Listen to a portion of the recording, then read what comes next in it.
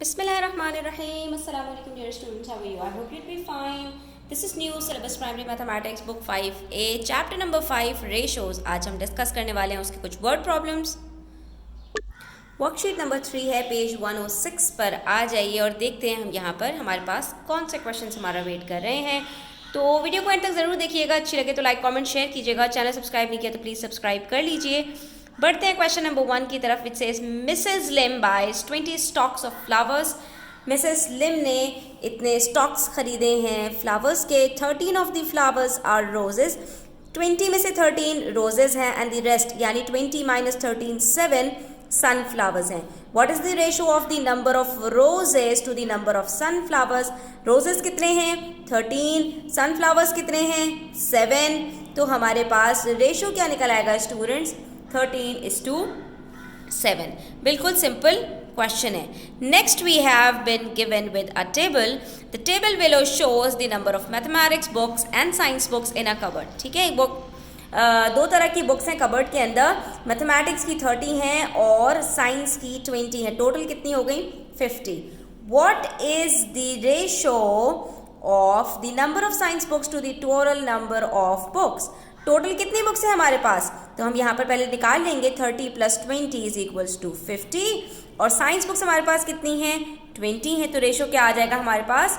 20:5 का। लेकिन यहाँ पर एक चीज़ ध्यान में रखनी है स्टूडेंट्स कि जब भी हमारे पास रेशो ऐसा हो जिसको हम सिंप्लीफाई कर सकते हो तो हमने उसको सिंप्लीफाई करना होता है। 0 से 0 कट किया, क्योंकि हमेशा रेशो के अंदर ये जो कंपैरिजन होता है ये डिवाइड हो रहा होता है। तो ये क्या है? 20/50। आपने 0 से 0 को कट किया, आपके पास आंसर आ गया 2:5 का। नेक्स्ट क्वेश्चन देखिए, the ratio of the volume of water in a jug. एक जग में जो पानी है उसका रेशो हमसे कैलकुलेट करवा रहे हैं to the volume of water in a cup. और एक कप के अंदर जो पानी है उन दोनों का रेशो। जग में जितना पानी है पहले वो बताया, फिर कप में जितना पानी है वो बताया। इन दोनों के दरमियान में जो रेशो है वो 4:1 का है। यानी एक कप में पानी आ रहा है तो 4 जो है वो ग्लास जग में पानी आ रहा है। यानी एक ग्लास, अगर एक कप जो है 500 ml होगा स्टूडेंट्स, तो जग जो है उसका 4 टाइम्स होगा। यानी कप में जितना भी पानी होगा जग में उसका 4 टाइम्स पानी होगा। उसके बाद हमसे कह रहे हैं there was 200 ml of water. Actually कितना पानी था कप के अंदर? 200 ml। ठीक है, तो आप ये बता दीजिए कि how much water was in the जग। तो जग में कितना पानी होगा, जबकि रेशो जो उनके दरमियान में है वो 4:1 का है। यानी जितना कप में पानी है उसका 4 टाइम्स जग के अंदर पानी है। तो अगर कप के अंदर 200 ml पानी है तो जग में कितना होगा स्टूडेंट्स? 200 को 4 से आप मल्टीप्लाई कर देंगे। और आप इसको फिगर से भी समझ सकते हैं कि अगर रेशो में हमें दिया हुआ है 4:1 का तो कितने यूनिट्स बन रहे हैं? 4 + 1 5 यूनिट्स हमारे पास बन रहे हैं, जिसमें से सिर्फ 1 यूनिट हमारे पास कप का है और 4 यूनिट्स हमारे पास जग के हैं। तो अगर 1 यूनिट बराबर है 200 ml के तो जग में कितने यूनिट्स हैं? 4 यूनिट्स हैं। 4 यूनिट बराबर होंगे 4 × 200 ml के, दैट इज 800 ml। इसका मतलब है there was 800 ml of water in the jug. बिल्कुल सिंपल क्वेश्चन था। नेक्स्ट आप देख सकते हैं the ratio of the number of adults to the number of children at a concert was 4:3। ठीक है, एक कॉन्सर्ट में बड़े भी हैं और बच्चे भी हैं, तो हर 3 बच्चों के बदले में 4 अडल्ट हैं। ठीक है, यानी अगर 7 पीपल का ग्रुप कहीं बैठा है तो उसमें 3 बच्चे होंगे और 4 अडल्ट होंगे, क्योंकि पहले अडल्ट का नंबर बताया है और फिर चिल्ड्रन का नंबर बताया है। ये रेशो हमें कंपैरिजन बता रहा होता है कि हर 7 में से 3 बच्चे हैं और 4 अडल्ट हैं। There were 96 adult at the concert. और एक्चुअली कितने अडल्ट थे? 96 अडल्ट। यानी ये जो 4 यूनिट्स हैं ये बराबर हैं 96 अडल्ट के। तो how many children were there? तो अगर मुझे ये पता चल गया स्टूडेंट्स के 4 यूनिट्स बराबर हैं 96 के, तो 3 यूनिट्स निकालना कुछ भी मुश्किल नहीं है। पहले मैं 1 यूनिट निकालूंगी और 1 को 3 से मल्टीप्लाई कर दूंगी तो मेरे पास आंसर आ जाएगा कि मेरे पास कितने चिल्ड्रन हैं वहाँ कॉन्सर्ट में। ठीक है, तो हमने पहले अपने रेशो को फिगर में करके देखा कि ये 4 यूनिट्स बराबर हो रहे हैं 96 के, तो ये 3 यूनिट्स किसके बराबर होंगे? हमने कहा 4 units is equals to 96 adult, तो 1 unit is equals to 96 upon 4, हमारे पास आंसर आ गया 24। तो हमने जब ये देखा कि 1 यूनिट बराबर है 24 के, तो चिल्ड्रन के पास 3 यूनिट्स है, हमने उसको 3 से मल्टीप्लाई किया, हमारे पास आंसर आ गया 72 children.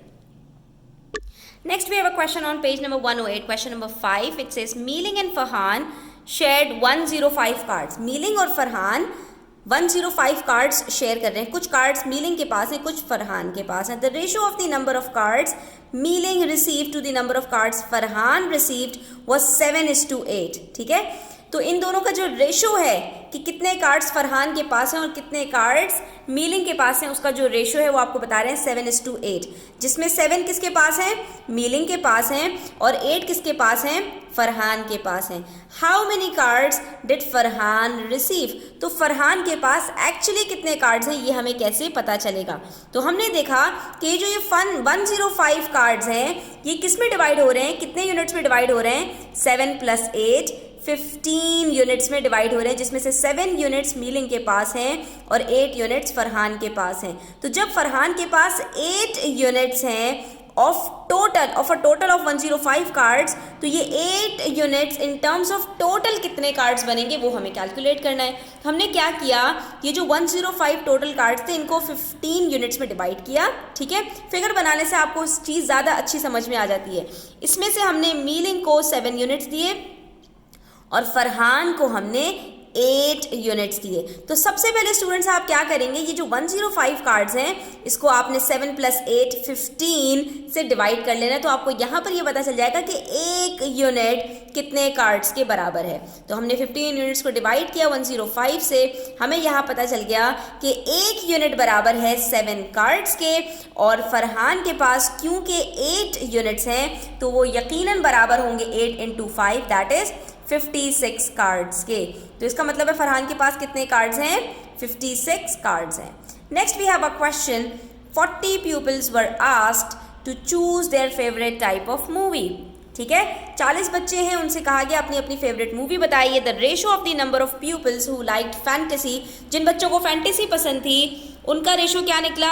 7 to the number of pupils who liked action, जिनको एक्शन वाली मूवी पसंद थी उनका रेशो क्या निकला? 2 to the number of pupils who liked comedy was 1। ठीक है, तो कॉमेडी वाले 1 हैं, एक्शन वाले 2 हैं और फैंटेसी वाले 7 हैं। How many pupils liked fantasy movie? तो एक्चुअली कितने बच्चों को 40 में से फैंटेसी मूवी पसंद है? बहुत ही सिंपल है स्टूडेंट्स, 40 बच्चे हैं और रेशो कितने बच्चों का है? 7 + 2 + 1, यानी कि 10 यूनिट्स हैं हमारे पास जो 40 pupils को डिवाइड कर रहे हैं। तो यहाँ पर अगर मैं 40 को डिवाइड कर दूँ 10 से, तो मुझे पता चल जाएगा कि 1 यूनिट कितने बच्चों के बराबर है। ठीक है, तो हमने यहाँ पर 40 को 10 से डिवाइड किया, हमें पता चल गया कि 1 यूनिट बराबर है 4 बच्चों के। और फैंटेसी मूवी कितने यूनिट्स को पसंद थी? तो हमने यहाँ पर देखा था कि फैंटेसी मूवी सिर्फ 7 यूनिट्स को पसंद थी। तो हम क्या करेंगे, 4 को 7 से मल्टीप्लाई कर लेंगे और यहीं हमें पता चल जाएगा कि 40 में से 28 जो बच्चे हैं उनको फैंटेसी मूवी पसंद आई। आज का लेसन हमारा यहीं तक। Thanks for watching the video till the end. Take care. अल्लाह हाफिज़।